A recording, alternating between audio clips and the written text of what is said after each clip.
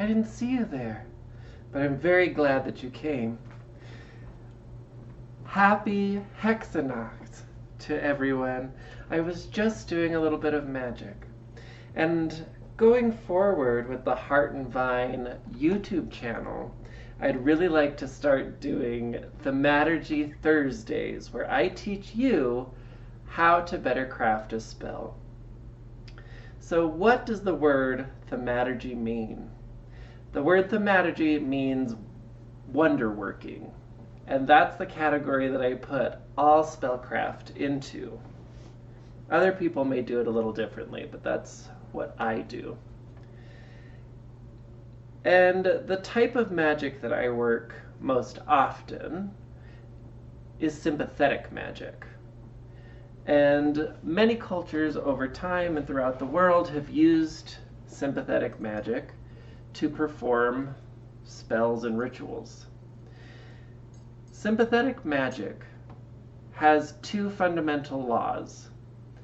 One is the law of similarity, which states that if a thing resembles another thing, then we can use that resemblance to our benefit in our spellcraft. Because if a thing resembles something, then the thing that resembles it can be used to influence the thing that we're trying to influence, our target.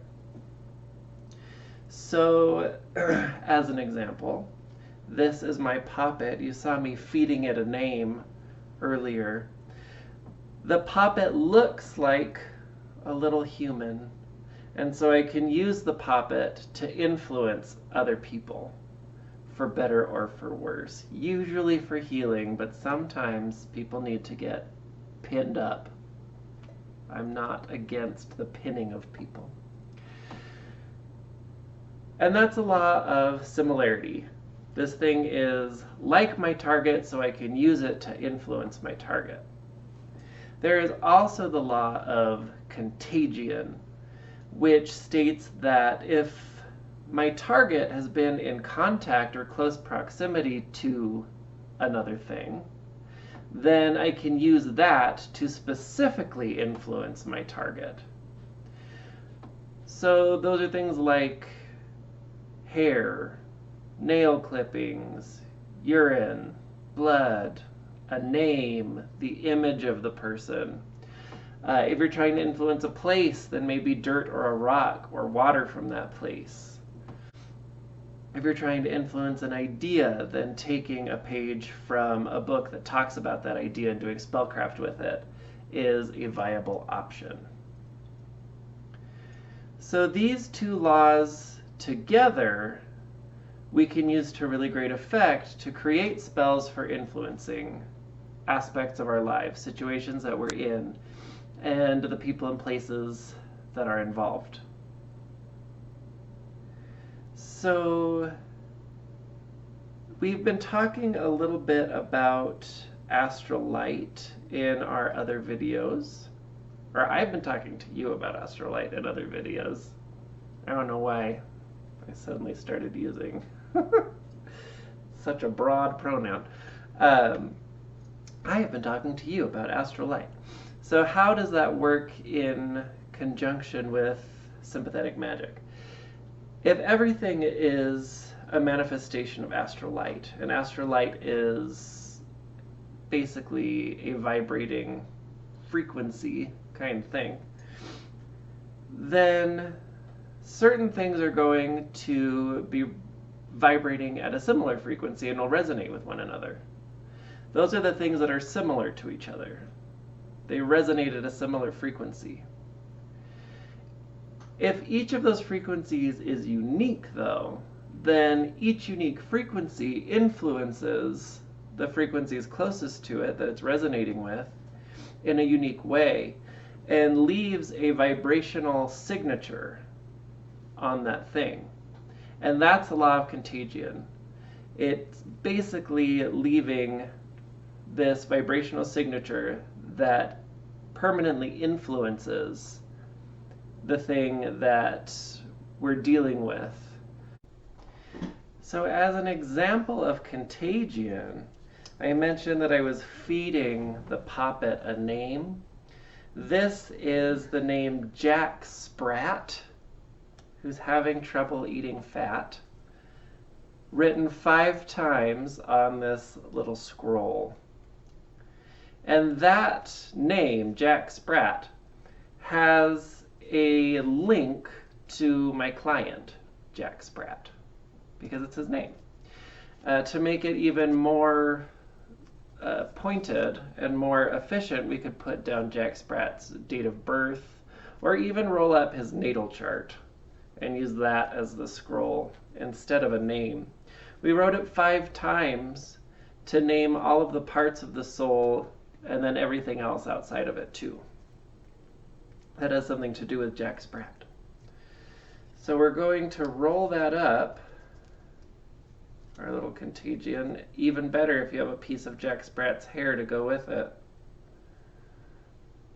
And then you feed it to your little poppet, and your poppet can take on the attributes of Jack Sprat so that you can do healing work from a distance.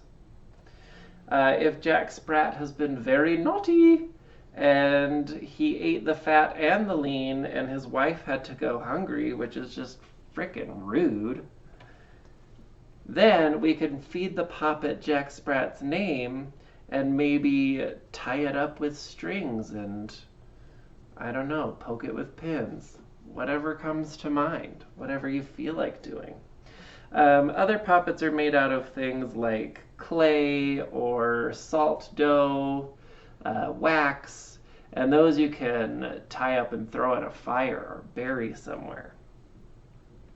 You know, just for ideas for later, if it's something you're into. Other examples of things you might add to a charm that have sympathetic and contagionic links. I don't know if that's a word. Don't quote me on that. I have these little matchstick worry dolls that I add to charms to represent people, and I'll give them each a name. Or if I'm trying to draw something to a client, I've got magnets on hand. I've always got salt and pepper and rose petals and fishing line and bones and all kinds of stuff. It's really hard not to be a crafting hoarder when you're a witch.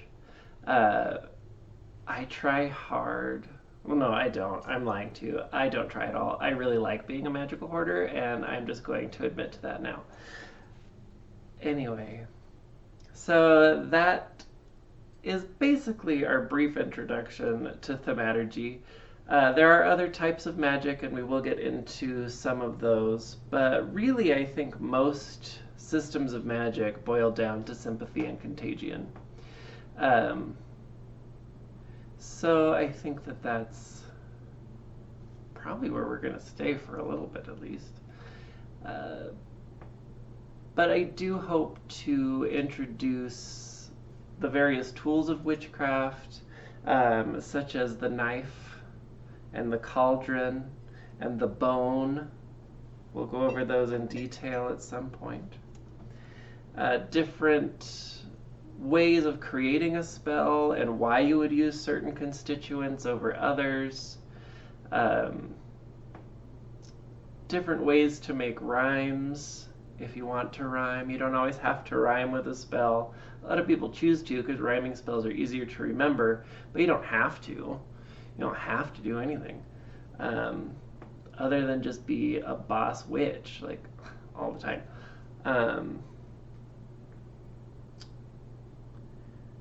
I think that's enough to go on for this introductory video. So thank you very much for tuning in. Don't forget, please, to like and subscribe. Thank you very much to my patrons who are helping to keep these videos going. Kelsey Norris, Starship Occultus, and Jeremy De La Rosa. May we meet in the twilight. Have an awesome Hexennacht.